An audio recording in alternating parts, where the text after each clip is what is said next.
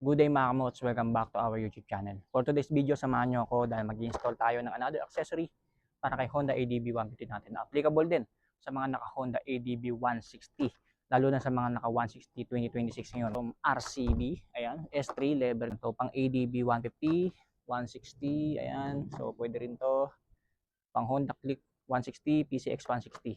Ayan, so isa lang naman sila ng lever. So tara, pakita ko sa inyo paano mag-install nito. Tsaka explain ko rin sa inyo mga kamos yung kahalagahan ng merong adjustable na brake lever. Ayan, so huwag na natin patagalin pa yan. Simulan na natin.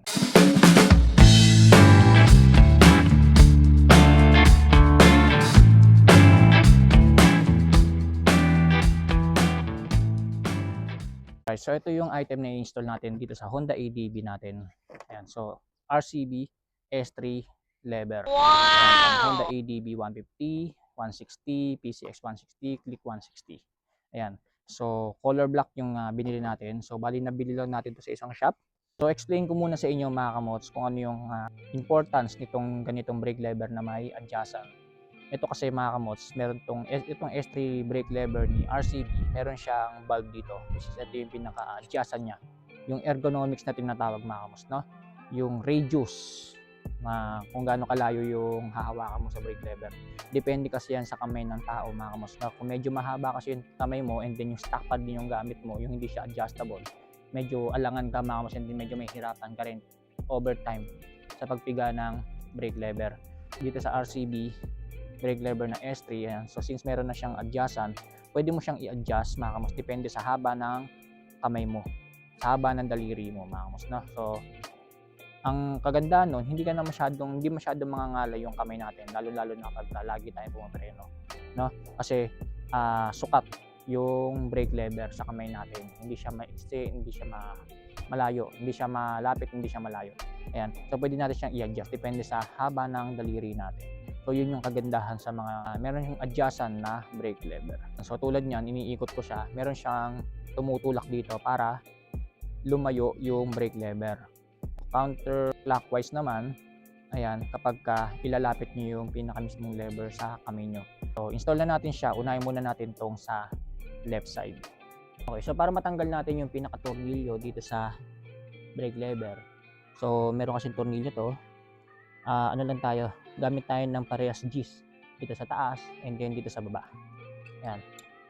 So gamit tayo ng isang socket and then isang close wrench. Ayan. So kukontrahin lang natin siya para hindi umikot yung sa ilalim.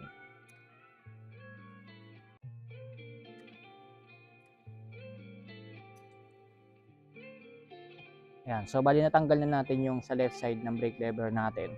So since wala pa tayong CNC na brake lever bolt, so ito munang stock yung gamitin natin.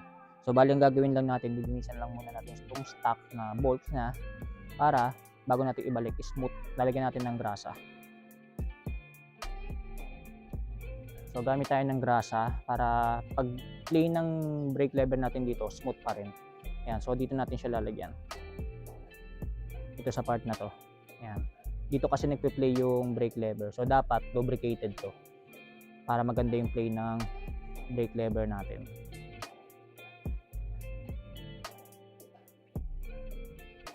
Ayan. So pakita ko lang sa inyo yung side by side comparison ng stock sa RCB brake lever na S3. Ayan, parehas lang naman ang haba yung S3 tsaka yung stock. Ayan, sa pagpantay natin.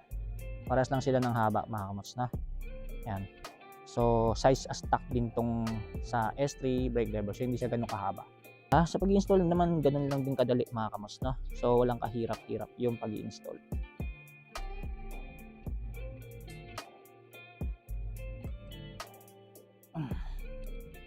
Okay.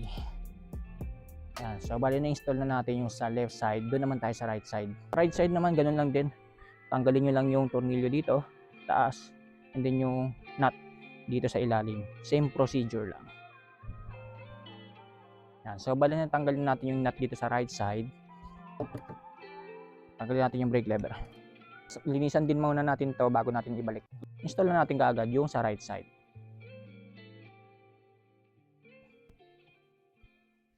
A few inches later. Tapos bali tapos na natin ma-install yung brake lever natin from RCB na S3 lever, left and right. Ayan. So, ganun lang siya kadali install. Baklas ng tornilyo, baklas ng nuts sa ilalim, hugot ng stock, and then salpak ng bagong brake lever RCB. Itong final step mga kamos, test natin kung gumagana yung brake light natin. So, open natin yung motor natin. Ayan. So, check natin kung gagana yung brake light. So, dito muna tayo sa left side. Ayan. So, pigain natin. Ayan. So, pinipiga ko siya. Ayan. So, gumagana naman siya mga kamos, no?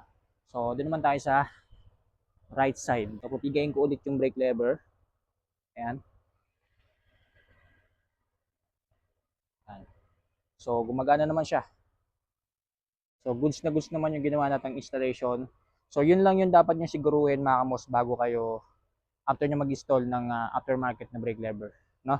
So, siguraduhin nyo lang na gagana yung brake light. Ayan. Para wala kayong aberya. Ayan. So, ganun lang siya kadali mga kamos. Ganun lang kadali magpalit ng brake lever sa mga naka Honda ADB 160, 150, PCX 160, or kung anong motor pa yan mga kamos. No? Ayan. So, tanggal tornilyo lang, nut, and then baklas stock, salpak ng aftermarket. So, ganun lang siya kadali. So, sana nakatulong tong video na to mga kamos, lalo sa mga gustong bumili ng ganitong adjustable brake lever na S3 lever from Racing Boy or RCB. So, maganda yan mga kamos. Maganda yung may ergonomics sa preno. Yan. Depende kasi yan sa haba. Hindi kasi, yung mga kamay kasi ng tao hindi pare-pareho. Meron mahaba, meron maikse. Ayan. So, kahit paano makakatulong yung may adjustable na brake lever tulad nitong RCB S3 lever na pwede nating i-adjust depende sa haba ng kamay natin. So muli maraming salamat sa inyong panonood mga kamos. Stay safe, ride safe always.